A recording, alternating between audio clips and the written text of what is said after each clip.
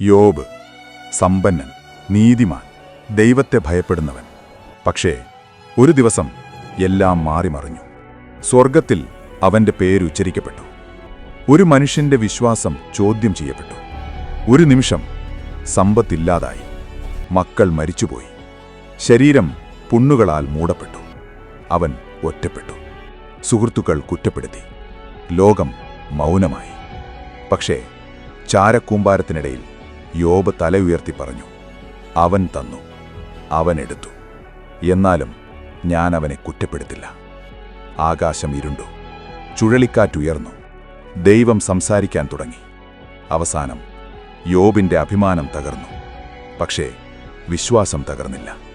കാരണം സത്യമായ വിശ്വാസം സുഖത്തിലല്ല തെളിയുന്നത്, കഷ്ടത്തിലാണ്. ഇതിന്റെ പൂർണ്ണ കഥയ്ക്കായി ക്ലാസിക് ടെയിൽ സ്റ്റോറീസ് ചാനൽ സന്ദർശിക്കൂ.